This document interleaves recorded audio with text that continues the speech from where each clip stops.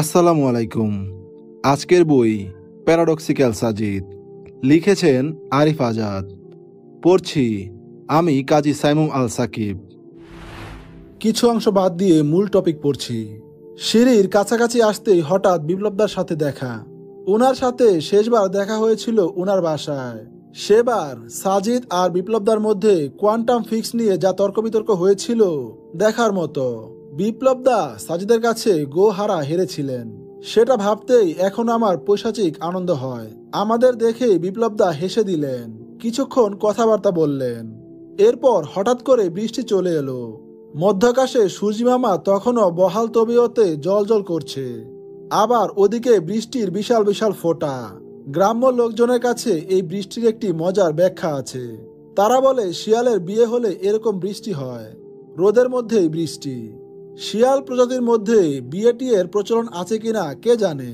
বিপ্লবদা সহ আমরা ক্যান্টিনে ঢুকলাম। বৃষ্টি কমলে বেরোতে হবে। সাজিদ 3 কাপ চা অর্ডার করলো। এরপর বিপ্লবদার দিকে তাকিয়ে বলল, দাদা ভাই, চা খেতে অসুবিধা নেই তো? বিপ্লবদা বললেন, না না, ইটস ওকে। এরপর আবার বিপ্লবদা বলল, সাজিদ, তোমার সাথে একটি ব্যাপারে আলাপ করার ছিল। ততক্ষণে চা চলে এসেছে। বৃষ্টির মধ্যে গরম গরম ধোয়া ওঠা চায়ের কাপে চুমুক দেবার ফ্লেভারটাই অন্যরকম। সাজিদ তার কাপে চুমুক দিয়ে বলল, হ্যাঁ দাদা বলুন, কোন টপিক? বিপ্লবদা বলল, ওই যে তোমরা যে বইটাকে স্রষ্টার বাণী বলো সেটা নিয়ে, কোরআন। সাজিদ বলল, সমস্যা নেই, বলুন কি বলবেন। বিপ্লবদা বললেন, কোরআনে একটা সূরা আছে, সূরাটার নাম বাকরা। সাজিদ বলল, সূরাটির নাম বাকরা নয়, বাকারা। বাংলা অর্থ গাভী, ইংরেজিতে দা কাউ। বিপ্লবদা বললেন, ওই আর কি। এই সূরার 6-7 নাম্বার লাইনগুলো কি তুমি পড়েছ? সাজিদ বলল, পুরো কোরআনই আমরা মাসে কয়েকবার করে পড়ি। এটি মার্কস কিংবা প্লেটোর রচনা নয় যে একবার পড়া হয়ে গেলেই সেটাকে সেলফে আজীবনের জন্য সাজিয়ে রাখবো। বিপ্লবদা বললেন, এই লাইনগুলোতে বলা হচ্ছে, নিশ্চয় যারা অস্বীকার করে তাদের আপনি সাবধান করুন আর নাই করুন, তারা স্বীকার করবে না। আল্লাহ তাদের হৃদয়ে এবং তাদের কর্ণকুহরে মোহর মেরে দিয়েছেন, তাদের দৃষ্টির উপর আবরণ টেনে দিয়েছেন, তাদের জন্য আছে ভয়াবহ শাস্তি। এইটুকু বলে বিপ্লবদা থামলেন। সাজিদ বলল, হোয়াটস রং উইথ দিস ভার্সেস? বিপ্লবদা বললেন, দেখো এখানে বলছে, কাফিরদের হৃদয়ে আর কানে তোমাদের আল্লাহ মোহর সিল মেরে দেয়। সিল মারা মানে তালাবদ্ধ করে দেওয়া, তাই না? সাজিদ বলল, বিপ্লবদা বললেন, এখানে কাফিরদের হৃদয়ে আর কানে যদি সিল মারা থাকে, তারা তো সত্যের বাণী তোমরা যেটাকে ধর্মের বাণী বলো সেটা তো তারা বুঝতে পারবে না, উপলব্ধি করতে পারবে না। আল্লাহ যেহেতু তাদের হৃদয়ে আর কানে সিল মেরে দিচ্ছে, তাই তারা ধর্মের বাণীগুলো বুঝতে পারছে না, তাই তারা কাফির থেকে যাচ্ছে, নাস্তিক হচ্ছে। তাদের কি দোষ বলো? আল্লাহ তো চান না তারা আস্তিক হোক। চাইলে তিনি নিশ্চয়ই হৃদয় আর কানে সিল মেরে দিতেন না। আবার শেষে এসে বলছে, তাদের জন্য আযাব অপেক্ষা করছে। এটা কেমন কথা? একদিকে সিল মেরে দিয়ে সত্য বোঝার থেকে দূরে রাখছেন, আবার ওইদিকে আযাবও প্রস্তুত করে রেখেছেন। ব্যাপারটা কি ঠিক বলো? বিপ্লবদার কথাগুলো আমার কাছে খুব যৌক্তিক মনে হলো। আসলেই তো, এই আয়াতগুলো নিয়ে তো কোনোদিন এভাবে ভাবিনি। আল্লাহ একদিকে বলছেন কাফিরদের অন্তরে মোহর মেরে দেন, আবার তাদের জন্য শাস্তির ব্যবস্থা করে রেখেছেন। ব্যাপারটা কি? সাজিদ মুচকি হাসলো। চায়ের কাপে শেষ চুমুকটা দিয়ে বলল, দাদা, ইসলামের ইতিহাস পড়লে আপনি এক শ্রেণীর মির্জাফরদের কথা জানতে পারবেন। এরা করত কি জানেন? রাসূল সাল্লাল্লাহু আলাইহি ওয়াসাল্লামের কাছে আসতো, হাতের মুঠির মধ্যে পাথর নিয়ে বলতো, মুহাম্মদ, আমার হাতে কি আছে বলতে পারলে আমি এক্ষুনি ইসলাম কবুল করব, দেখি তুমি কেমন নবী। রাসূল সাল্লাল্লাহু আলাইহি ওয়াসাল্লাম হাসতেন, হেসে বলতেন, তোমার হাতের জিনিসই বলুক সেগুলো কি। তখন পাথরগুলো কথা বলতে শুরু করত।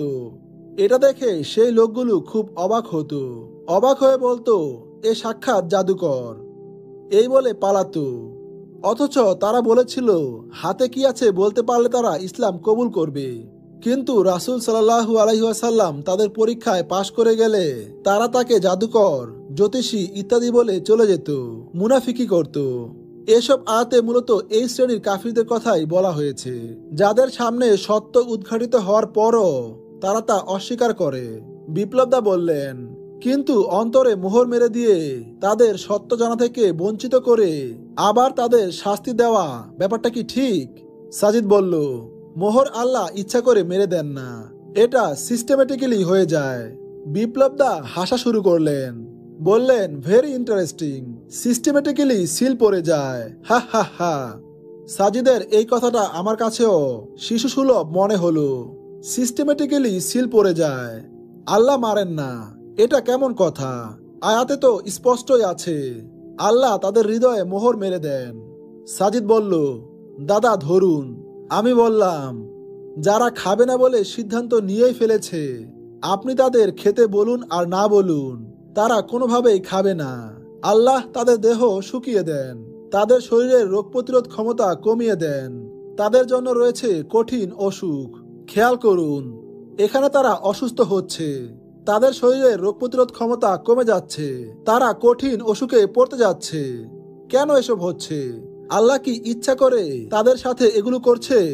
না, তারা যখন কোনোভাবেই খাবে না বলে সিদ্ধান্ত নিয়েই ফেলেছে, তখন সিস্টেমেটিক্যালি না খাওয়ার ফলে তাদের শরীর শুকিয়ে যাবে, শরীরের রোগ প্রতিরোধ ক্ষমতা কমে যাবে, তারা কঠিন রোগে পতিত হবে।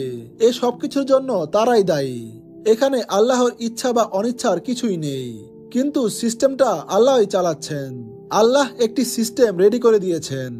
আপনি না খেলে আপনার শরীর আল্লাহ শুকিয়ে দেবেন, আপনার শরীরের রোগ প্রতিরোধ ক্ষমতা কমিয়ে দেবেন, দিন শেষে আপনার একটি কঠিন রোগ হবে। এটা একটা সিস্টেম। এই সিস্টেমে আপনি তখনই পড়বেন যখন আপনি খাবেন না বলে নিজ থেকে সিদ্ধান্ত নিয়েই ফেলবেন। ঠিক সেভাবেই যারা সিদ্ধান্ত নিয়েই ফেলেছে যে তাদের সামনে যত প্রমাণ, যত দলিলই আসুক, তারা সত্যকে মেনে নিবে না, ঠিক সেভাবেই যারা সিদ্ধান্ত নিয়ে ফেলেছে যে তাদের সামনে যত প্রমাণ, যত দলিলই আসুক, তারা সত্যকে মেনে নিবে না, অস্বীকার করবেই করবে, তাদের অন্তরে আর কানে সিস্টেমেটিক্যালি একটি সিল পড়ে যাচ্ছে।